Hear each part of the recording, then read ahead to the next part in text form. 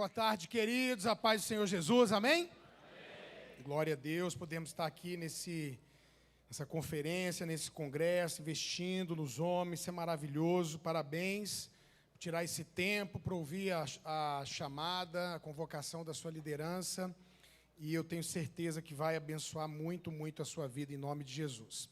Gente, quando acabar aqui essa ministração, eu trouxe livros que vão estar ali fora, criação de filhos, finanças, casamentos, sexo, tem bastante conteúdo ali para atender vocês. Contudo, eu vou voltar hoje ainda para São Paulo, vou pregar amanhã de manhã e à noite, final da tarde, início da noite, já volto para a Itália. Então, se alguém tiver que pegar algum livro, pega assim que terminar, porque eu vou ficar ali, sei lá, uns 15 minutinhos, guardar as coisas e já pegar o carro e voltar para São Paulo, tá bom? Se alguém tiver interesse nos livros, vai estar lá. Para quem não viu, a gente divulgou aqui um curso sobre casamento, não sei se você não veio de manhã, mas vai estar à disposição, tem muita gente que tirou foto aí, e o pastor tem também, para você ter esse curso, ele é gratuito, para abençoar o seu casamento no nome de Jesus, ok? Gente, vamos abrir a Bíblia hoje, lá em 2 Reis, capítulo 4, verso de número 8. 2 Reis, capítulo 4, verso de número 8.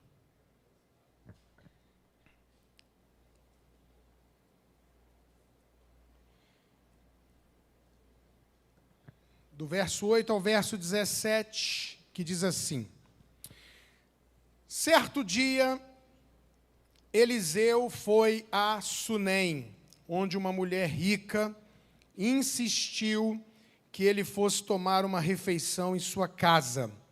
Depois disso, sempre que passava por ali, ele parava para uma refeição. De modo que ela disse ao marido: sei que esse homem que sempre vem aqui é um santo homem de Deus. Vamos construir lá em cima um quartinho de tijolos e colocar nele uma cama, uma mesa, uma cadeira, uma lamparina para ele. Assim, sempre que nos visitar, ele poderá ocupá-lo. Um dia, quando Eliseu chegou, subiu ao seu quarto e se deitou, ele mandou o seu servo Geazi chamar a sunamita. Então ele a chamou, e quando ela veio, Eliseu mandou que Geazi dissesse a ela: Você teve todo este trabalho por nossa causa. O que podemos fazer por você? Quer que eu interceda por você junto ao rei ou ao comandante do exército? Ela respondeu: Estou bem entre minha própria gente. Mais tarde, Eliseu perguntou a Geazi: O que se pode fazer por ela? Ele respondeu: Bem, ela não tem filhos e seu marido é idoso. Então Eliseu mandou chamá-la de novo. Geazi a chamou e ela veio até a porta e ele disse: Por volta desta época, no ano que vem, você estará com um filho nos braços. Ela contestou: Não, meu senhor, não iludas a tua serva. Tem uma tradução que diz: Não mintas a tua serva, ó homem de Deus. Mas como Eliseu lhe dissera, a mulher engravidou e no ano seguinte, por volta daquela mesma época, deu à luz um filho. Eu quero falar com vocês em cima do tema: não desista, porque insistir vale a pena. Você pode falar isso comigo? Insistir vale a pena. Essa aqui é a história da sunamita, da sua família e de um dos muitos milagres na vida do profeta Eliseu. Mensagem, história conhecidíssima. Eu não acredito que exista um pastor na face dessa terra que já não tenha pregado em cima desse texto. Esse texto é muito conhecido, muito pregado, e eu vejo aqui coisas importantíssimas que a gente precisa lembrar ou aprender, e eu gostaria de falar sobre isso com vocês hoje. E a primeira coisa que eu queria falar com vocês hoje é um princípio: quem abençoa será abençoado. Olha o que aconteceu, irmãos, de interessante nessa história, o que a gente pode aprender com ela. A Bíblia faz questão de mencionar que essa mulher era rica. e que ela constrangeu Eliseu a comer na casa dela. Quando ela usa a expressão constrangeu a comer, eu me lembro daquilo que a gente considera como educação cultural, que na verdade tem um pouquinho de mentira. Quantos de vocês aqui podem confessar que já ofereceram comida para alguém sem querer oferecer, só por educação? Levanta a mão, deixa eu ver.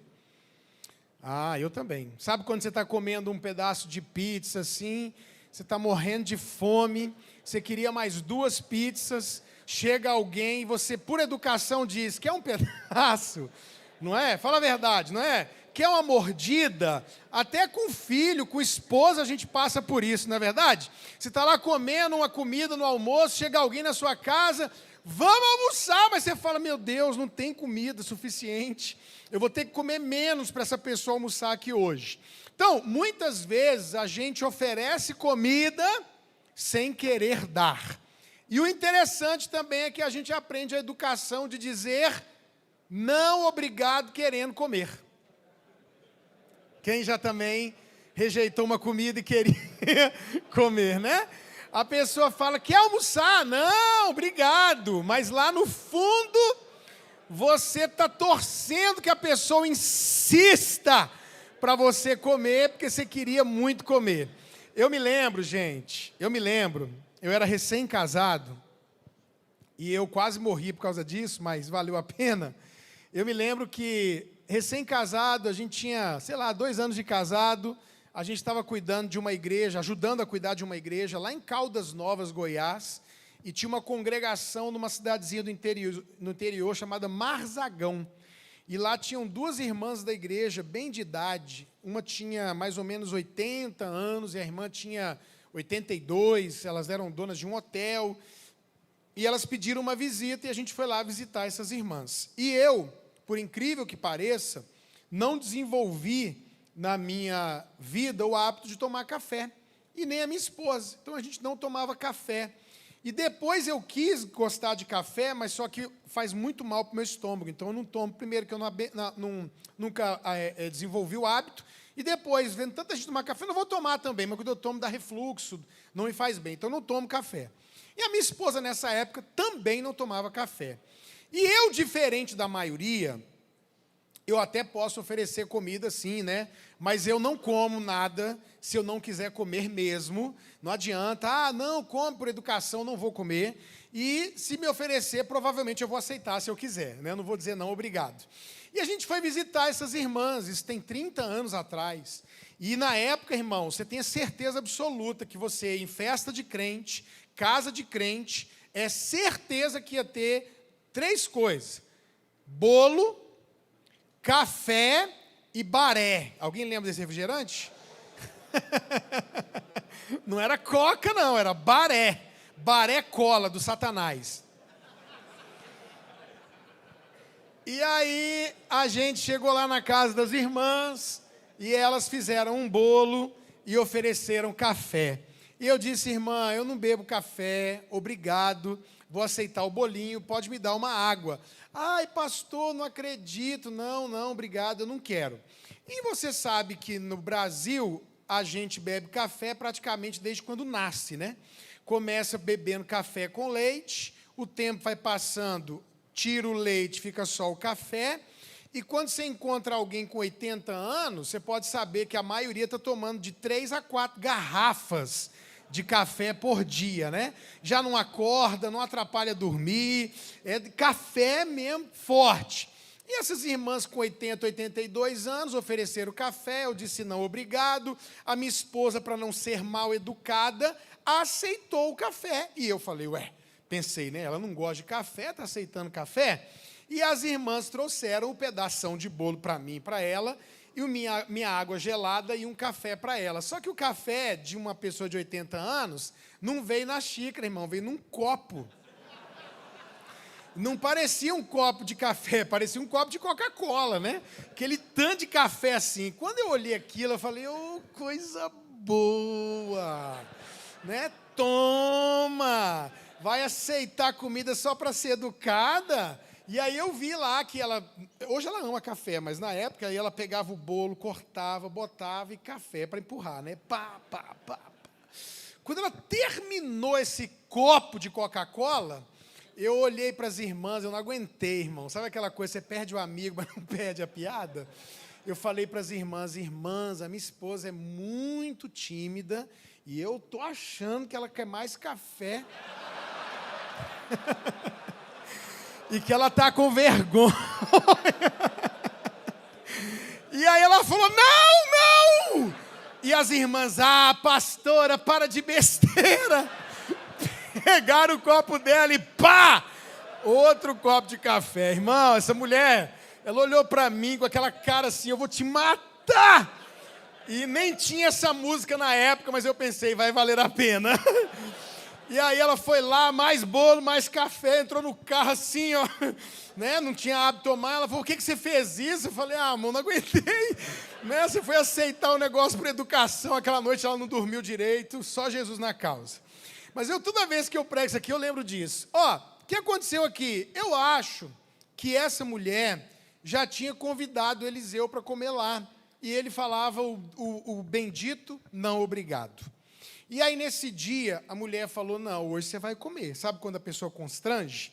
Lá na Itália, o pessoal do sul da Itália é assim, viu, pastor? Se você pode falar que está de jejum. Ô, irmãos, eu estou de jejum. Não, aqui no sul você não jejua, não. Aqui, irmão, e vem comida, e eles não, você tem que comer isso aqui, você tem que experimentar isso aqui. E eles te forçam a comer mesmo. Então, é constrangimento mesmo. O Eliseu era o profeta da nação, viajava para lá e para cá. A mulher falou, não, hoje você vai comer, não faz isso comigo não, você vai comer. E o Eliseu, então, foi lá, entrou na casa e comeu. Ela era rica, com certeza ela fez o quê? Um banquete. Fez um negócio maravilhoso, muita comida boa. E aí o Eliseu, comeu e ele gostou. Por quê? Porque a Bíblia diz que a partir desse dia, toda vez que ele passava lá, ele parava para comer na casa dela. Então, fez amizade, gostou da comida. O que aconteceu? Depois de um tempo que Eliseu passava ali, comia lá, e aqui eu vejo uma atitude dessa mulher inteligentíssima, que nós precisamos adotar. Ela chamou o marido e disse assim para o marido, marido, eu vejo que esse homem que come aqui em casa com a gente há tanto tempo, o Eliseu, o profeta, eu percebi que ele é um santo homem de Deus. Olha que coisa inteligente, interessante, que atitude sábia. Essa mulher, mesmo que Eliseu era o profeta reconhecido pelo rei, reconhecido pela nação, é como se fosse no Brasil hoje, não existissem pastores no Brasil. É como se o presidente da República dissesse, olha, o homem de Deus da nação, o profeta da nação é fulano de tal, e é ele quem vai fazer os cultos nas cidades, rodando a nação e fazendo cultos, e ele é o profeta, e todo mundo reconhecia a unção de Deus. Eliseu já tinha história de milagres na vida dele, tinha um ministério reconhecido por todo mundo. Mas olha essa atitude dessa mulher, ela só disse que ele era um santo homem de Deus quando ela conviveu com ele. E aqui eu quero dar um alerta para você, querido.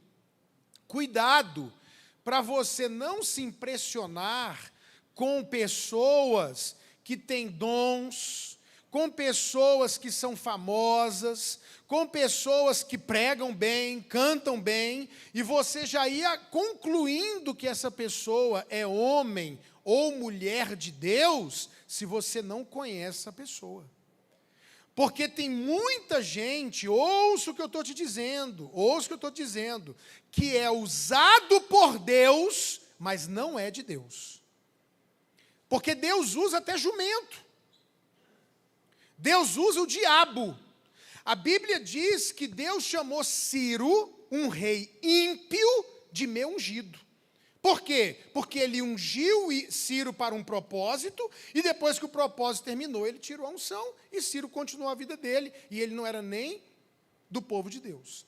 Então, às vezes, você está aí na internet, ouvindo pessoas, talvez você está vendo, você encontra alguém na rua que traz uma palavra de revelação sobre a sua vida, que ninguém, pastor, isso não está no Facebook, meu pastor não sabe, minha mulher não sabe, ninguém sabe. Tá, essa pessoa pode ter um dom de Deus, porque os dons são irrevogáveis, e mesmo assim, ela pode não ser de Deus.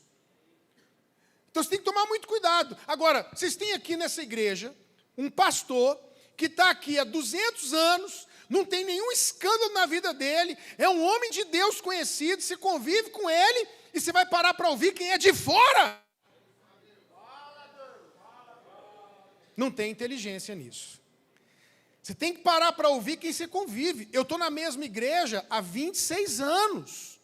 Eu estou lá, as pessoas me conhecem, comem comigo, porque muitas vezes no meu ministério, eu conheci pessoas que quando eu fiquei perto, eu falei, meu Deus, que decepção, porque no altar são usados, mas perto as pessoas não são alguém que expressa a graça, a bondade, a santidade de Deus. Então essa mulher ela foi muito inteligente. Por quê? Porque ela botou Eliseu para comer na casa dela e convivendo, a gente descobre se a pessoa fala a verdade, a gente descobre se o discurso no púlpito é um e no dia a dia é outro, a gente descobre se a pessoa ela paga, compra e paga, se ela tem palavra e por aí vai. E isso a gente só descobre quando a gente convive. Como diz a galera da antiga, quando você come um saco de sal com a pessoa, é que você pode dizer, conheço, é amigo, não é amigo, é crente, não é crente, é de Deus, não é de Deus.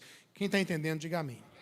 Então, eu quero abençoar vocês com essa sabedoria. Não se impressione porque alguém prega bem. Não se impressione porque alguém é usado por Deus. Não se impressione com gente que tem uma história de anos sem escândalo. Uma história de anos cuidando de pessoas. Uma história de anos com o mesmo endereço, com o mesmo telefone, que não é uma estrela cadente que passa por aí. Amém, gente?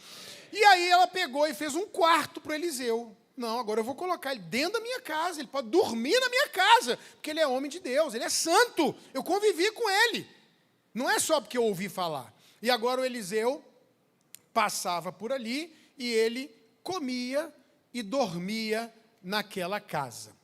Passou não sei quanto tempo, um dia, o Eliseu fala para o Geazi, o seu discípulo, o seminarista, assim, ó, chama lá a sunamita, que eu quero conversar um negócio com ela. A sunamita vem e ele fala como homem, ele não fala como profeta. Ele diz assim, ô sunamita, você tem tratado a gente muito bem, você tem abençoado muito a gente. E eu sou amigo do rei, eu sou amigo do ministro da Justiça. O que eu posso fazer por você? Você tem alguma causa, você quer um terreno, você quer comprar alguma coisa, você tem alguma coisa com o governo, com o rei, eu falo com eles, eu quero te ajudar em alguma coisa. E ela disse assim, ô profeta, eu sou rica, sou amiga desse povo também, não preciso de nada não, conheço o governador, conheço o prefeito, conheço o rei, conheço todo mundo. Não precisa de nada, nada. Ah, então tá bom. Ela saiu e foi. Ele ficou na cama deitado, pensando, falou, Geazi, mas não é possível. Não tem nada que a gente pode fazer por essa mulher? Aí o Geazi falou assim, olha, profeta, ela é estéril. Ela precisa de um milagre para ter filho. Mas agora, a gente talvez chegou um pouco atrasado. Porque ela não precisa mais de um milagre, ela precisa de um bilagre. Porque além de ser estéril, a pipa do vovô não sobe mais. Mesma história do pastor contando de Abraão, né? Que o velho, ó, parou de funcionar. E aí o profeta pegou e falou, então ela não tem filho, não. E eu não sei se você sabe, mas naquela época, naquela cultura daquela época, uma mulher, se ela tivesse filho homem, ela era super abençoada. Se ela tivesse menina, ela era abençoada. E se ela fosse estéril, ela era considerada amaldiçoada. Então, uma mulher que não tinha filhos, aos olhos daquela sociedade, é assim, ela fez alguma coisa errada, ela cometeu algum pecado, ou os pais dela, por quê? Porque é uma maldição dela não ter filhos, ela está amaldiçoada. Então, ela não era bem vista na sociedade, porque todo mundo ficava, o que tem de errado na vida dela para ela não ter filhos. Nascia uma menina, que mulher bem-aventurada, abençoada. Se nascesse um menino, ela é muito abençoada, ela é de muita sorte. Essa era a visão. Então, essa mulher não tinha filhos. E o marido, diz a Bíblia, já era velho demais. O profeta pega e fala, não, mas chama ela aqui de novo. Quando ela chega na porta do quarto de novo, agora o profeta fala como profeta e não como homem. Ele diz assim, daqui a 1 ano, você vai ter um filho. E ele libera uma palavra poderosa, milagrosa, sobre a vida daquela mulher. Mas, algo me chama muito a atenção. É a reação dessa mulher. E essa reação me fala 2 coisas. Então, eu queria perguntar para você, se por acaso hoje, esse homem de Deus que vai estar aqui à noite, o americano, o nome dele, pastor? Esse aí, Anthony. Se ele descer aqui do altar, nem fala português o homem, né? Não conhece nada nem ninguém, ele desce aqui desse altar, sai andando, vai bem na sua direção, encontra você aí e ele fala algo que você está querendo muito, ou até nem querendo, mas vai ser muito grande. Por exemplo, você é solteiro e ele vira e fala assim, olha, Deus está me mostrando que você vai casar com uma mulher maravilhosa e é a mulher mais linda do estado de São Paulo. Qual seria a sua reação, solteiro? Opa, recebo. Não é quem falou? E isso seria... Se o profeta desce aqui, o homem de Deus desce, vai na sua direção e fala assim, Deus está me mostrando, presta atenção, vai em você e diz assim, Deus, quero ver qual seria a sua reação. O profeta americano começa a falar inglês aqui, o Gabriel traduzindo, e ele vira e fala assim para você, olha, Deus está me mostrando que Ele vai te prosperar muito, seu salário vai ser de 200 mil por mês. Aleluia, amém, glória a Deus, eu recebo. Recebe também? Tu quer a mulher e o salário? Tá certo. Graças a Deus, tu não quer um homem, aleluia. Agora aqui. O profeta fala para a mulher assim, ano que vem você vai ter um filho. E a resposta dela é, não, meu Senhor. Não minta, não iluda a tua serva. O que essa resposta dela me diz? Número 1, que ela não estava orando para ter um filho. Porque se ela estivesse orando para ter um filho, ela está diante do profeta da nação, que ela reconheceu como homem de Deus, e ela ia dizer, amém. Mas ela diz o quê? Não. Se ela estivesse orando por um filho, quando o profeta liberasse a palavra, ela ia dizer, finalmente eu recebo, glória a Deus. Mas ela disse, não. Então, a primeira coisa, ela não estava pedindo um filho. Segundo, ela não acreditava que podia ter um filho. Por quê? Porque ela diz, não minta para mim. Ela diz, não, meu Senhor, não minta para mim. Quem acredita que vai ser abençoado não diz não. Já pensou o contrário, irmão? Falar, você vai ganhar 200 mil? Não! A reação dela foi, não, meu Senhor, não minta para mim. Ela não estava orando. E ela não estava acreditando. E quando eu li isso, eu perguntei, Deus, como que uma pessoa que não está pedindo, e como que uma pessoa que não está crendo, pode ser abençoada? E eu não estou, em hipótese alguma, tirando de você a necessidade e o entendimento de que a maioria das suas bênçãos virão através da oração e da fé. Amém, gente? Amém. É pedir, dar-se-vos-á, é bater para abrir. A questão da oração na Bíblia é uma coisa assim indiscutível, uma doutrina importantíssima. Crente tem que orar, não tem discussão nem nada. Mas, contudo, porém, entretanto, todavia, quando eu li esse texto, Deus me falou algo muito forte e Ele disse assim, ela não acreditava que podia ser abençoada, ela não pediu para ser abençoada, mas tem uma coisa que é inevitável, é impossível que a pessoa não seja abençoada. O que é? Ela abençoava. E quem abençoa, querendo ou não, orando ou não, pedindo ou não, crendo ou não, será abençoado. É impossível no reino de Deus você plantar e não colher. É impossível. Você pode não plantar, mas se plantar, vai colher. Por que essa mulher recebeu um milagre que ela não pediu ou não estava pedindo e que ela não acreditava que podia receber, porque ela estava abençoando, abençoando, abençoando, abençoando. Ela deu casa, ela deu comida, ela cuidou do profeta, ela abençoou o discípulo, ela estava sempre abençoando, abençoando. O Eliseu estava constrangido, essa mulher não para de me abençoar, essa mulher não para de me tratar bem, ela não para de plantar na minha vida, o que eu posso fazer? E a hora que ela ministrou, abençoou, abençoou, abençoou, quem abençoa vai ser abençoado. Por isso a sua mentalidade tem que mudar um pouco hoje, porque a nossa mentalidade é de correr atrás da bênção. E eu quero dizer para você uma coisa, isso é errado, é invertido. Eu vejo hoje a igreja no sentido cenário, é demônio aqui atrás e o povo com medo do demônio, medo do diabo, fugindo do diabo e correndo atrás da bênção. Mas o que a Bíblia diz? A Bíblia diz que as portas do inferno não prevalecem. Porta não anda, porta está parado. Então eu, como crente, como servo de Deus, como pastor, como igreja, eu tenho que ir lá na porta do inferno, que não prevalece, arrebentar essa porta, resgatar o que eu tenho que resgatar, inclusive almas para o reino, e enquanto eu busco o reino de Deus, as coisas de Deus, a justiça de Deus, vou lá arrebentar a porta do inferno, vou lá lutar contra Satanás, a promessa é, as bênçãos virão e me alcançarão.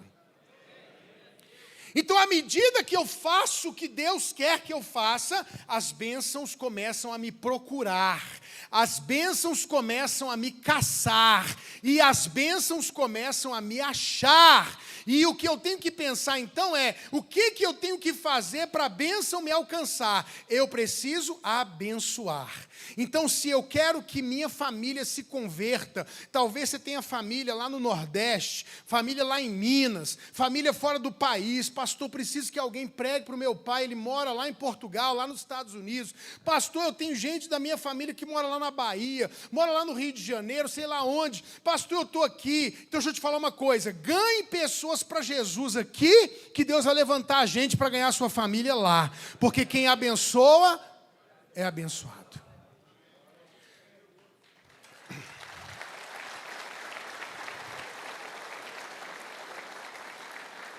Quem aqui não tem casa própria? Levanta a mão, casa própria.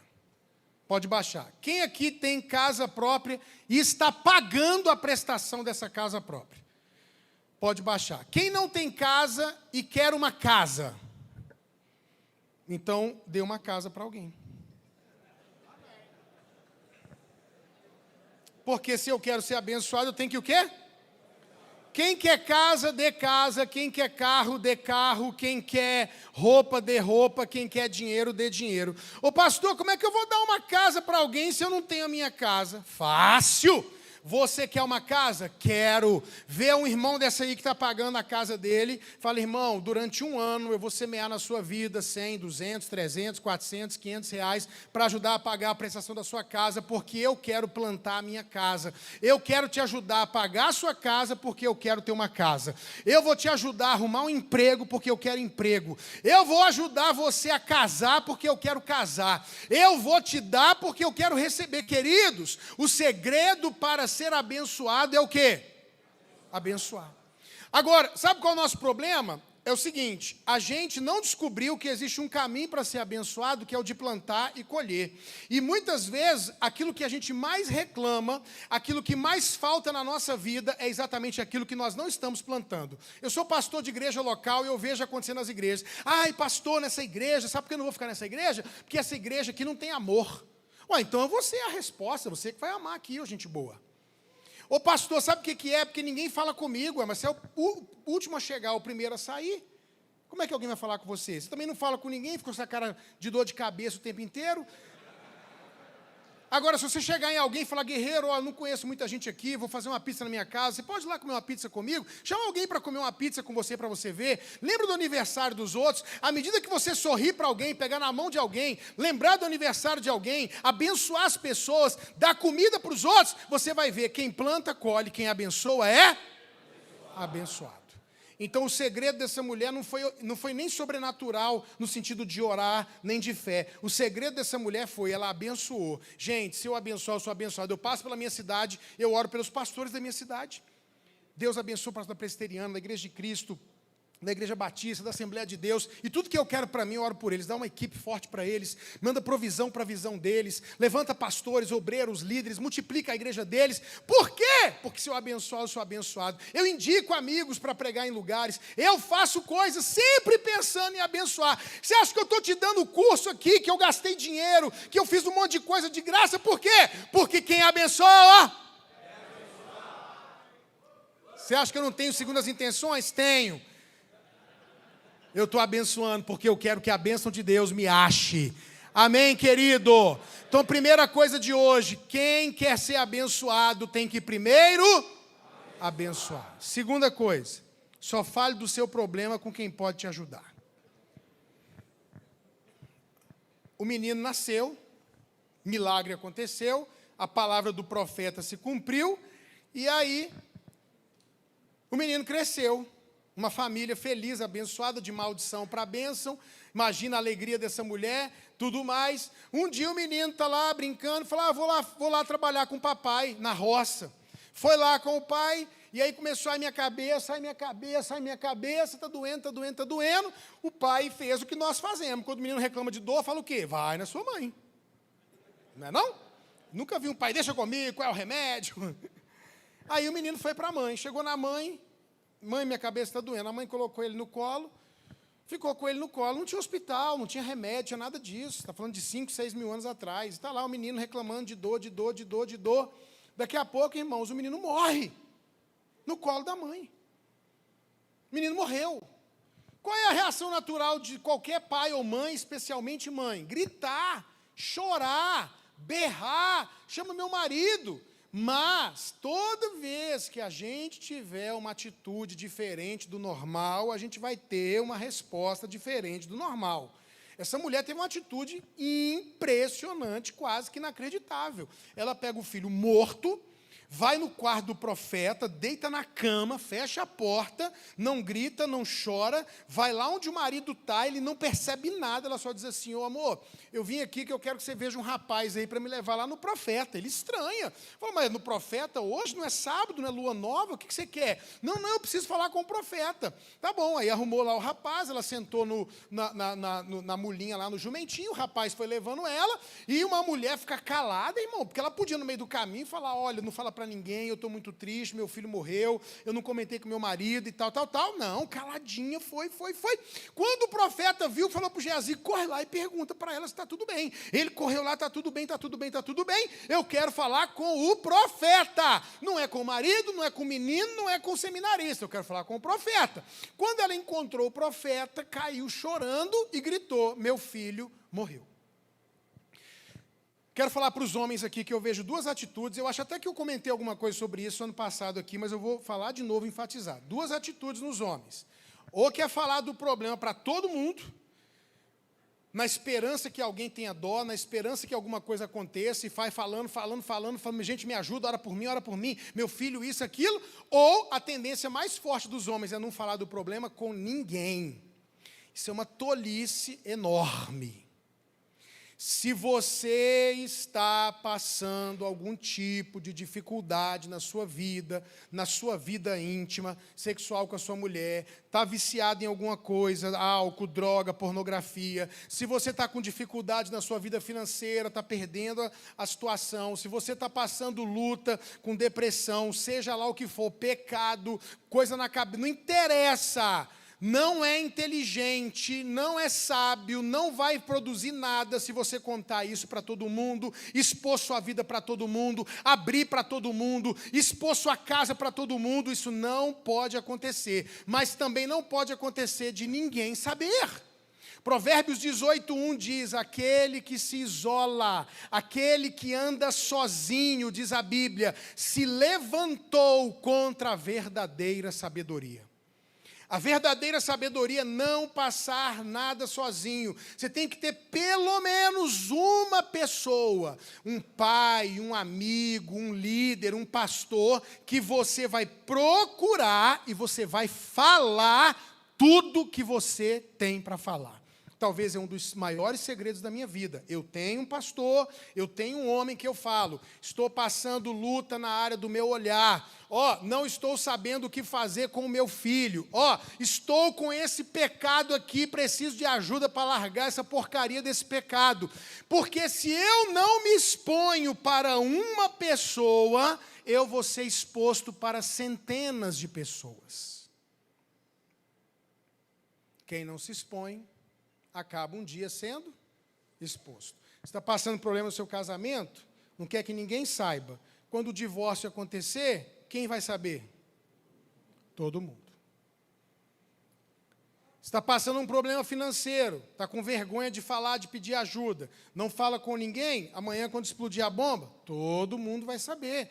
Você está só piorando a situação e atrasando o inevitável. Então, um homem de Deus, um homem inteligente, ele não faz o que é natural da maioria dos homens, que é o quê? Querer resolver tudo sozinho, querer fazer tudo sozinho, achar que dá conta de tudo sozinho. A Bíblia diz, um ao outro ajudou e ao seu próximo diz, seja forte. A Bíblia diz, se um cair, o outro levanta. Jesus, quando mandou de dois, não mandou sozinho. A Bíblia diz, não tem bênção na individualidade nem sabedoria. Onde tem comunhão, Deus ordena a bênção e a vida para sempre. Você tem que achar alguém para falar da sua luta.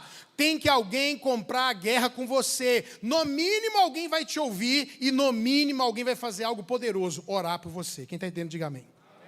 Então, não fale do seu problema com quem não pode te ajudar, mas tem que ter alguém que você vai falar. Amém, gente? Essa mulher, ela procurou o Eliseu. Adiantava falar com o marido dela? Adiantava falar com o menino que estava levando ela? Adiantava falar com o seminarista? Não, só adiantava falar com o profeta. Agora, fala comigo, insistir vale a pena. Quando o Eliseu recebe essa informação, ele pega um bordão dele e ele fala assim, Geazi, talvez até era um pedaço de madeira que ele fez flutuar o machado, eu não sei. Pegou e falou assim, esse bordão aqui é bênção pura. O Geazi faz o seguinte, olha isso. Pega esse bordão, vai lá no menino, coloca em cima do menino, que ele vai ressuscitar. Aí a mulher fala assim, profeta, tudo bem que o Geazi vai, mas eu quero que você vá também.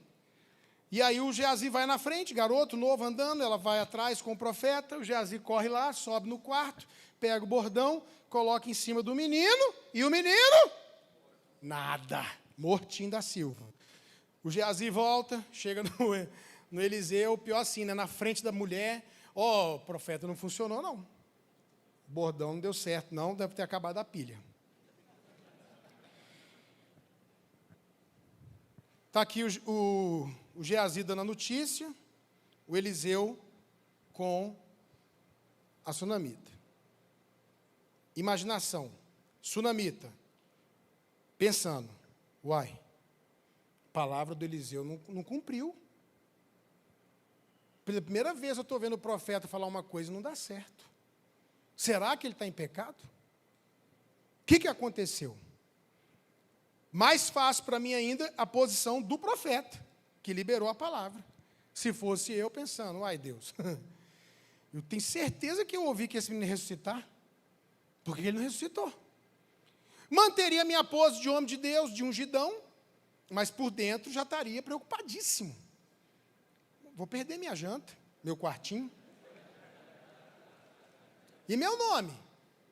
Meu ministério, vai para onde? Quando o pessoal ouvir que minha palavra não se cumpriu. Então eles vão andando aqui, caladinho, que a Bíblia fala que eles não falaram mais nada. O Eliseu chega na casa, ele faz exatamente o que eu faria. Gente, eu senti no meu coração de ficar sozinho com o menino aqui, vou orar. E já eu falo para vocês o que está acontecendo. Todo mundo fica de fora, entrou, fechou a porta. Eu fecharia a porta com essa pose aqui, de homem de Deus, do controle. Fecha a porta assim, e faz, sangue de Jesus tem poder, meu Deus, como é que esse menino está morto? Para que esse menino foi morrer? Senhor, o que o Senhor quer me ensinar? Meu Deus, tem misericórdia da minha vida. Se eu pequei, me lava com o sangue de Jesus. E o Senhor, por que esse bordão não funcionou? Porque a Bíblia diz, irmão, que ele andava de um lado para o outro. E quem está andando de um lado para o outro está como? Agoniado, ansioso. Senhor, meu Deus, me usa nem que seja a última vez. Como é que vai ficar o meu nome? Teu nome também. E o ministério, Senhor, Senhor, Senhor. E ele está aqui orando.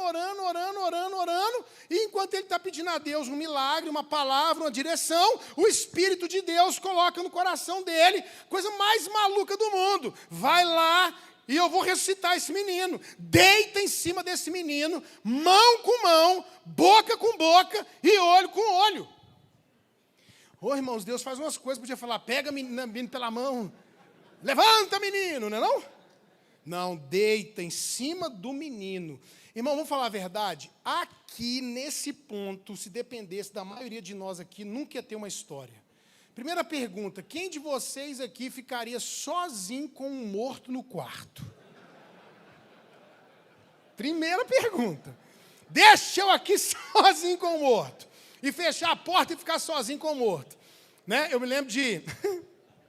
Morreu lá na minha cidade um cara, e ele, a igreja católica, até hoje eu não sei porquê, isso tem muitos anos, não quis fazer o velório do indivíduo, não. E aí apareceu lá esse povo na minha igreja. Pastor, a gente pode usar a igreja para fazer o velório? Eu falei, com certeza. Foi a única vez que aconteceu da nossa igreja precisar fazer velório. Falei, a minha igreja está aqui para servir a comunidade, servir vocês. Pode usar a igreja. A senhora quer que eu dê uma palavra? Eu já ia pedir, pastor. Ótimo, perfeito. Pode chamar todo mundo, a família, vamos fazer o velório. Veio aquele povo, um monte de não crente, um monte de gente. Dei uma palavra evangelística, ministrei, tal. E, vai passar a noite aqui, amanhã vai pegar aquela coisa e vai para o cemitério. Quando eu estou saindo da ministração para sair, para ir embora, o rapaz que trabalhava na nossa igreja, na época, ele está na nossa igreja, então ele não trabalha mais lá, o Marcelo era zelador, estava encostado assim no alambrado da igreja, com a mão cruzada assim, com aquela cara de medo. Eu falei, mas não é possível que o Marcelo está com medo, eu vou fazer um teste, né? Aí eu cheguei e falei, Marcelo, você trabalha aqui na igreja, filhão, e esse cara vai passar a madrugada aqui, de madrugada não vai ficar ninguém aqui, com certeza vai ficar talvez a esposa, os filhos, e eu preciso que você fique, ele já vai ficar aberto. Ele falou, pastor, mas não fico de jeito nenhum. E balançava a cabeça assim, eu falei, ué, Marcelo, não é rebeldia, não. Deus me livre, pastor, eu morro de medo. Eu falei, medo de quê, Marcelo? O cara está morto. Não, pastor, se esse cara mexer aí, pastor... Eu saio correndo aqui, eu atravesso esse portão com tudo. Eu falei, Marcelo, se o cara mexer, é avivamento, irmão. Deus vai fazer uma obra, eu vou te dar um culto na semana de cura, vai vir gente da Globo, da SBT, ressuscitou, milagre. Marcelo, ele, não, Deus, pastor, se acontecer, ninguém me vê nunca mais, eu corro daqui. Irmão, a gente tem que mudar essas coisas nos crentes, não é não? É uns crentes que vê o chinelo virado e por via das dúvidas, desvia. Medo de gato preto, medo de passar debaixo de escada. Não, gente, pelo amor de Deus. Fala assim comigo, sobre o Israel de Deus, não vale encantamento. Toda vez que alguém chegar em você e falar assim, eu vi uma obra de macumba, você fala, e daí? Porque feitiçaria. Irmão, pelo amor de Deus, esse povo que vem falar que fizeram macumba, fizeram feitiçaria para você, para a igreja, e daí? Satanás não precisa de nada disso para te atacar, ele precisa de uma brecha. E se você não abrir brecha, pode morrer de fazer macumba, que sobre o Israel de Deus não vale encantamento. Para de ter medo de macumba, de demônio, de feitiçaria. Isso não pega em gente que é de Deus. Cheguei na igreja uma vez, fizeram uma macumba na porta da minha igreja. Estava lá farofa, não sei o quê. Tinha lá um suquinho de caju e uma moeda de R$1. Falei, ô demônio miserável. Deixou R$1 aqui para a igreja. Mas tem crente que não oferta nada, pelo menos o demônio deixou R$1. Peguei aquele R$1, falei pro menino, vai lá e compra outra coisa lá na padaria, nem que seja um chiclete. Que isso, pastor? Pega lá o chiclete. Peguei o suquinho, tomei. Que isso, pastor? Eu falei, meu irmão, Isso aqui não vale nada para quem é de Deus. Isso aqui não tem valor nenhum para quem é de Deus. Estou coberto pelo sangue de Jesus, maior que está em mim do que está no mundo. Vira e mexe, eu encontro demônio por aí. Eu vou te matar. Eu falo, entra na fila. Tem demônio japonês, americano, suíço, italiano e brasileiro querendo me matar. E baiano também, mais devagar, mas tem.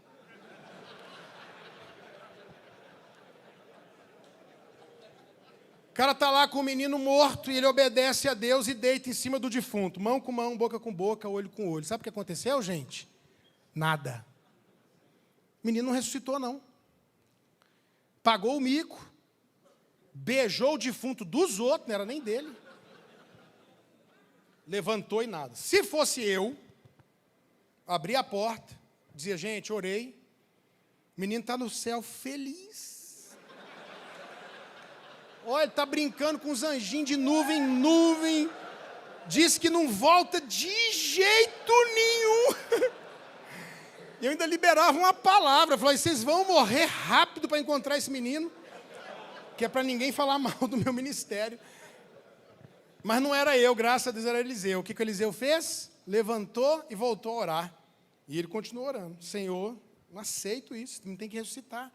Eu senti que ele vai ressuscitar, por que não está ressuscitando? E voltou a andar de um lado para o outro, e voltou a orar, e voltou a orar, e voltou a orar. Quando ele estava orando, irmãos, veio terceira vez, foi o bordão, ele deitou em cima, obedecendo a palavra que ele tinha de Deus, ele era um homem de Deus, ele sabia ouvir a voz de Deus, ele era um profeta, e agora a terceira vez veio uma palavra para ele. E qual foi a palavra que veio para ele? Deita em cima do menino de novo, mão com mão, boca com boca, olho com olho. Irmãos, é automático de qualquer ser humano. Se você fez uma coisa e não deu certo, você não vai fazer de novo. Se eu estou com uma dor aqui nas costas, e eu chego para alguém e falo, gente, eu estou com uma dor aqui horrível. Alguém sabe de um remédio? Você fala para mim, ô pastor, eu tomei um Dorflex e melhorou. Eu vou dizer para você, ó, o Dorflex eu já tomei e não é porque você falou que eu vou tomar de novo, se eu já tomei. Agora, se alguém falar, pastor, o que eu tomei foi Miozan. Opa, Miozan eu não tomei, deixa eu tentar. Mas se eu já tentei, eu vou dizer, não, isso eu já tentei, não deu certo. É automático, já tentei isso aí, não funcionou. Então, quando esse homem de Deus, mesmo sendo homem de Deus, está orando e vem na mente dele, vai lá e deita em cima do menino de novo, é automático, passa na cabeça dele assim, isso é coisa da minha cabeça, porque isso aí eu já fiz, eu já tentei. Mas ele foi lá e obedeceu. Porque ele estava, gente, eu preciso que aconteça alguma coisa. Deitou de novo, em cima do menino, mão com mão, boca com boca, olho com olho, e nessa terceira vez que ele fez isso, o menino ressuscitou. Se fosse eu não tinha aberto a porta não, eu tinha quebrado essa porta num chute, e eu ia falar, está aqui o menino... Tem profeta aqui! E eu garanti minha comida e meu quartinho o resto da minha vida. Toma aqui o menino. Pastor, o que a gente aprende com isso aqui? Presta atenção. Eu sinto de Deus que tem uma palavra para você hoje. Primeiro, você tem que lembrar que quem abençoa tem que falar do problema, mas só com quem pode. Mas isso aqui é o seguinte, insistir vale a pena. Sabe, queridos, talvez você tenha tentado alguma coisa e você desistiu. E hoje, Deus está falando para você, tenta mais uma vez. É para você fazer de novo. Sobre o que, pastor? Não sei. Talvez, olha só, você está aqui hoje sentado no meio desse grupo aqui, talvez você está vindo nessa igreja há um tempão, e você estava em outra igreja, onde você teve uma decepção lá naquela igreja, e você falou assim, eu quero ir para uma igreja grande, eu quero sentar lá, e eu não quero nunca mais me envolver, eu só quero sentar, ouvir e ir embora.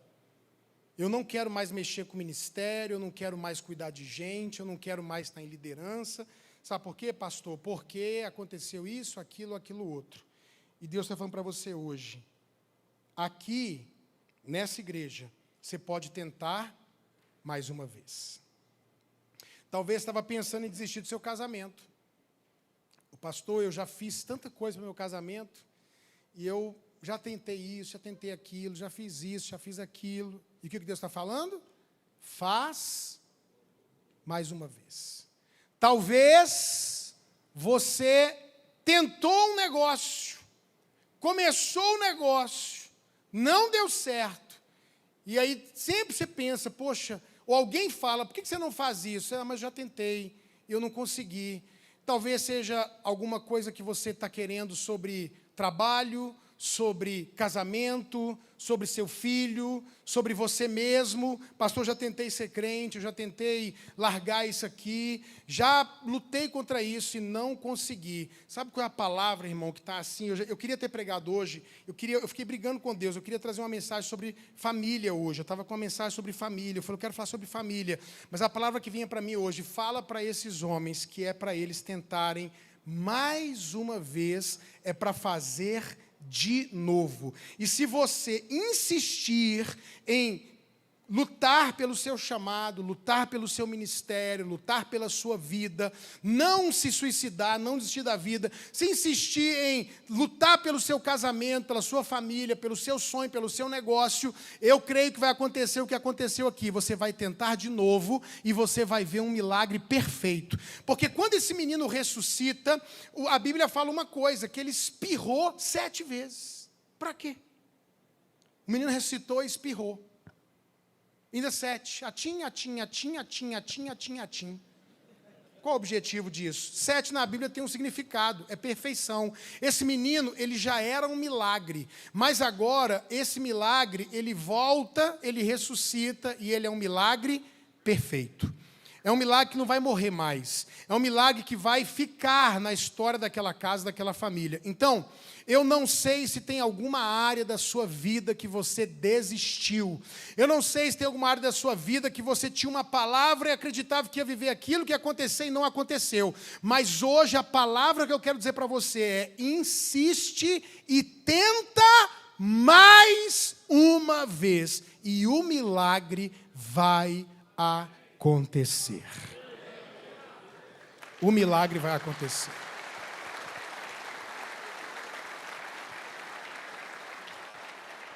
Lembre-se que o profeta liberou a palavra e não aconteceu, mas o profeta não desistiu.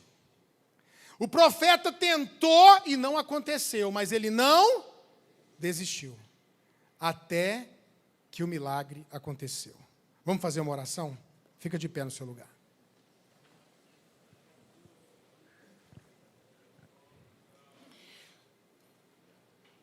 Eu tenho certeza que a palavra de Deus, ela sempre abençoa todo mundo. Sempre. Tem alguma coisa aqui que serve para você. Mas eu queria chamar aqui na frente quem diz assim para mim hoje: pastor, não é que eu fui abençoado, essa palavra foi para mim, eu precisava dela. Corre aqui na frente, que eu quero fazer uma oração por você, se você precisava ouvir essa palavra. Eu quero orar por você. Você vai tentar de novo. Você vai levantar. Você vai insistir. Insistir.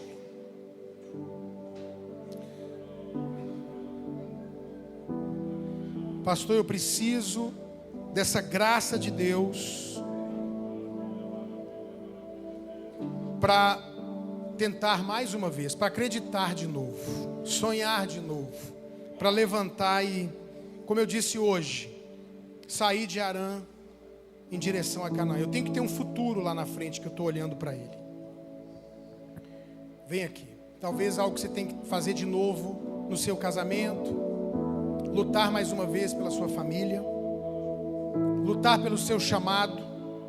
Um dia você esteve no louvor, um dia você liderou célula, um dia você estava nos encontros com Deus, um dia você estava até no ministério. E alguma coisa aconteceu, talvez até mesmo você fez alguma coisa errada. Parou, caiu, e a palavra para você é: faz mais uma vez. Tenta de novo. Tenta de novo. Insistir vale a pena. insistir vale a pena. Porque Eliseu não desistiu. Nós temos uma história que o mundo inteiro conta, fala, lê e prega. Porque ele foi insistente. Um sonho, um projeto que você tentou, mas que você não viu acontecer. Talvez Deus falou com você de novo, você pensou, isso é coisa da minha cabeça, porque eu já tentei e não deu certo. Feche seus olhos, por favor. Eu quero orar por você hoje, todos que estão aqui, mas especialmente quem está aqui na frente, dizendo, pastor, eu preciso dessa unção. Se a gente puder dizer, uma unção que me torna imparável, uma unção de força, uma graça para sonhar de novo, para levantar, sacudir a poeira e lutar mais uma vez, crendo num Deus que ressuscita mortos. Ele olha para o profeta e pergunta, podem esses ossos reviver? O profeta diz, eu não sei, o senhor sabe. E ele diz, profetiza. Eu quero que você faça isso agora, profetiza. Abra sua boca e comece a declarar que dessa vez vai ser diferente. Há muito poder na oração e há muito poder na palavra. A palavra gera vida ou morte. Começa a profetizar, vai ser diferente. Eu vou fazer de novo, mas o resultado vai ser outro. Fala isso, eu sinto uma graça e uma unção de Deus nisso. Fala isso, eu vou tentar de novo, mas o resultado não será igual. Não será igual da primeira tentativa ou da segunda tentativa. Será diferente. O Ramana soca mandaraba xaramana. O Rabaca mandaraba soca mandaraba. O Ricataraba soca mandaraba soca. Em nome de Jesus. Ricataraba soca cotorrobo xandarama. Eu quero declarar hoje sobre os céus desse lugar, sobre os céus de cada uma dessas pessoas, que eles vão tentar mais uma vez, vão tentar de novo. Já tentou uma, já tentou duas, já tentou três, estão decidindo tentar mais uma vez. Eu vou voltar para Jesus, eu vou voltar para a igreja, eu vou voltar para o meu chamado, eu vou voltar para a minha família, eu vou voltar a trabalhar, eu vou voltar a acreditar nesse sonho, eu vou tentar de novo minha documentação. Eu não sei, mas eu quero declarar em nome do Senhor Jesus, declarar em cima da palavra dessa tarde, em nome de Jesus, debaixo da unção desse momento, que dessa vez será diferente. O resultado será diferente, porque há um Deus do céu, um Deus de milagre, um Deus de poder, um Deus que abre caminhos no deserto e faz brotar água no meio do ermo, do nada. Um Deus do impossível, um Deus que ama ver um povo que ora, que ama ver um povo que acredita, que ama ver um povo que levanta e tenta mais uma vez.